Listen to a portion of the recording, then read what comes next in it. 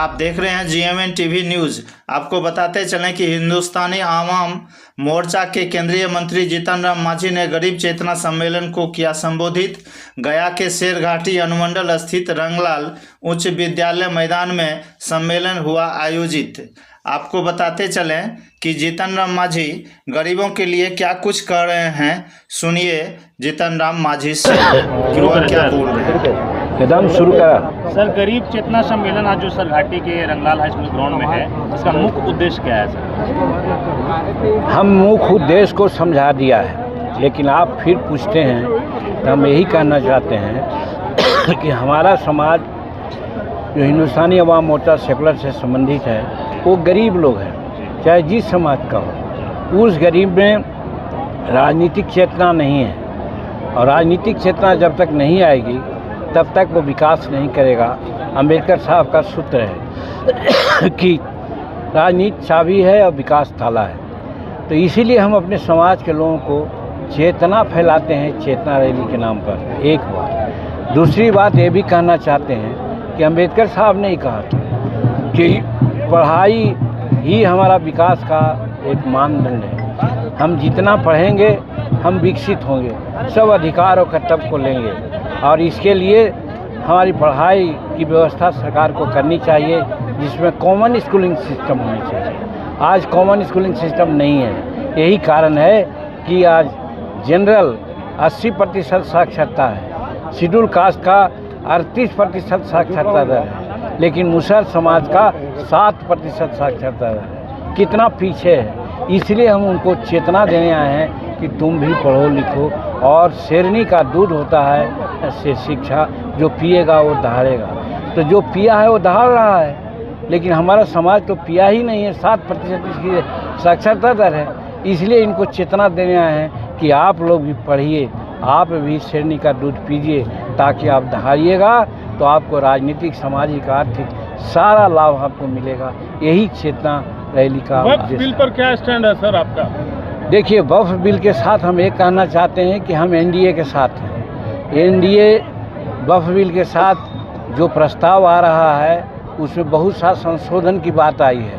आपस में लोग संशोधन करना है। किसी का ऐसा नहीं है किसी समाज को हम उसको क्या कहते हैं उसको हानि पहुंचावें।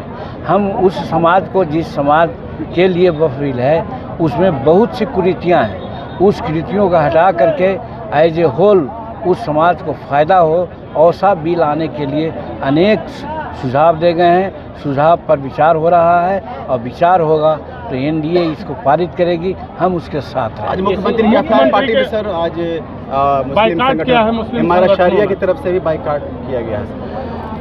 देखिए, हिमायती शरिया का लोग हैं चाहे अन्य लोग हैं, वो बाइकाट कर सकते हैं। उनका धार्मिक का अपना काम है, आज़ादी है, बात कर सकते हैं। लेकिन राष्ट्र हित में जो बात होगी, जो सरकार राष्ट्र हित की बात करता है, यहाँ पर सब कोई है। आज 14 बरस से 11 बरस से भारत में आज राज किसका है? भाजपा का है। वो कहीं पर किसी प्रकार का कोई देखें कॉमनल राइट हुआ है?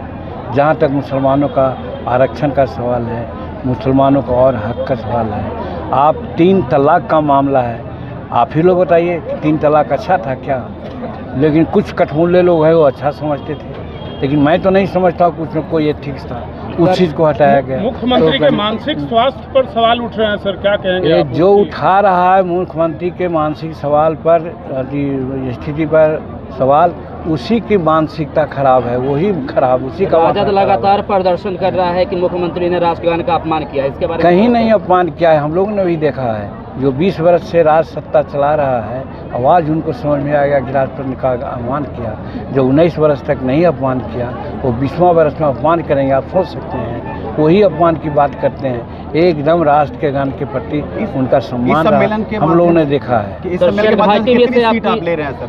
देखिए, हम बार बार कह रहे हैं, सीट जितना भी मिले, लेकिन हम असेंबली में 20 सीट चाहते हैं कि 20 सीट चुनाव में हम लोग ले आवें।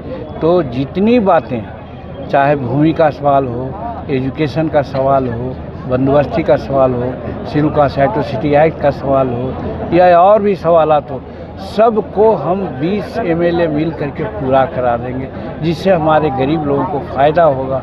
इसलिए हम 20 सीट की मांग कर रहे हैं। जीतने के लिए 40 सीट भी हो सकता है, 35 सीट भी हो सकता है। मंत्रिमंडल आपके पास है, तो अनुमंडलीय क्षेत्र से अक्सर आपका लोग विजय का माला पहनाते हैं, तो सरघाटी अनुमंडल क्षेत्र में सर लोगों का मांग है कि एमएसएमई का जरूर करेंगे। आप जानते हैं कि समस्त बिहार में टेक्नोलॉजी सेंटर नहीं था, समस्त भारत में 18 टेक्नोलॉजी सेंटर था, बिहार में नहीं था, और हमने गया में एक टेक्नोलॉजी सेंटर की स्वीकृति दिला दी है।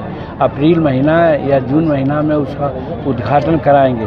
तो उसी प्रकार से टेक्नोलॉजी के बाद टेक्नोलॉजी एक्सटेंशन सेंटर होता है। और जैसा मैंने कहा कि शेरघाटी एक ज़िला का दर्जा कमांड करता है, यहाँ पर एमएसएमई का अगर टेक्नोलॉजी सेंटर नहीं तो एक्सटेंशन सेंटर जरूर बनवाएंगे, ताकि लोगों को ट्रेनिंग मिले, जॉब मिले। सर शेरघाटी को लगा एक जगह लेके बैठती रविदास भाई है, सड़क पर जूता सियत रहा है, चप्पल सियत रहा है, 10-5 रुपया कमाए ओकरा से का होते। प्रधानमंत्री सोचल कि ओकरो हम 15,000 रुपया देवे, वो बढ़िया भी सामान खरीद के ले जाए। और उसी में बढ़ाई मिस्त्री है, लोहार मिस्त्री है, सोनार है, हर तरह के वो दर्जी का काम।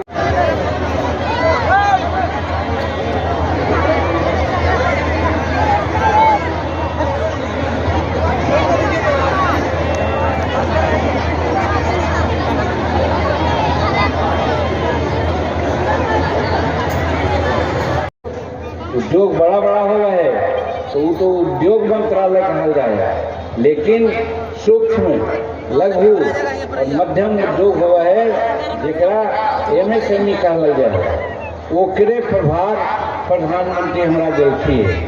ओकरा में मतलब